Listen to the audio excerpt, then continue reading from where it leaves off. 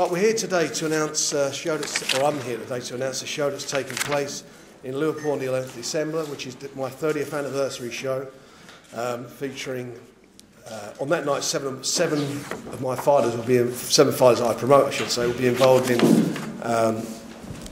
title fights. So it's the return of the seven. Show's on in Liverpool. The main event will feature Nathan Cleverly challenging for the interim WBO light heavyweight title. We will be announcing the opponents next week. There'll be a press conference next week in Liverpool where we'll be announcing who most of these guys are fighting. There will be the middleweight championship of Europe where Matthew Macklin will make the defence of his title. The WBO Intercontinental Welterweight Championship fight, Kell Brook. He'll be fighting somebody from the top 10, which will be, I believe, his final fight before he challenges for a world title, providing he wins, against Mike Jones in February, end of February next year. Cracking fight, Super Middleweight Championship of Great Britain between Liverpool's Paul Smith, that's already down that end of the table, and James DeGale. Great fight involving two great guys. You couldn't meet two nicer guys in the game. I managed both of them. It's a difficult fight for me to make, but it has to be made, and it's one I'll certainly be sitting my hands on whilst I'm watching it. But for the fans, it's a treat. There's a lot at stake, and we're going to see at the end of the day, I think a real classic fight involving, as I say, two of the nicest guys you could work with.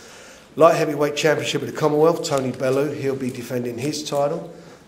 Tony, a nice fight game for him in Liverpool, his 14th fight, undefeated.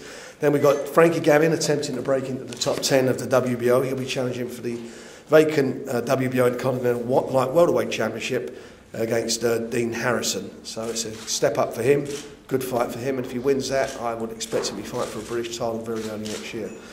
Live into the arena will be from Germany. You'll be seeing the fans who pay their tickets. Will be seeing a great event, which will be Vladimir Klitschko defending his WBO and IBF heavyweight title against Derek Chisora. It's a big night for you overall, though, when you reflect back when you started out as a promoter and what's changed in boxing, and also where you've gone with your own career. Yeah, it's been a very, very exciting ride. A bit of a roller coaster at times, but as I say, very exciting. I've had some really marvellous moments, a couple of lows, but mostly up moments, and I've been involved with some really, good fighters over the years. Made a lot of friends. It's been good. Sure, when you think back, there's certain shows that have even excelled your own expectations when you look at some of the amazing nights that the fans have seen over the years. They have. I go back to the early days. Mark Kaler against Roy Gums. Great atmosphere, great show that was. And coming all the way up to, say, September, we've had, on the way, we've had Naz fighting at Madison Square Gardens against Kevin Kelly. Brilliant night that was.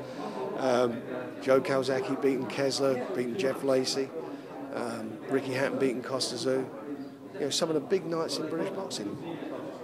Frank Bruno, his fourth attempt winning a world title at Wembley. Some great times. Nathan Cleverly, last time out, an impressive stoppage of Karo Murat in Birmingham. What were your thoughts on the overall performance on that one? Really pleased with the performance. To get the victory was great, but to get the performance that I planned, it was a bonus for me. I was really impressed with it.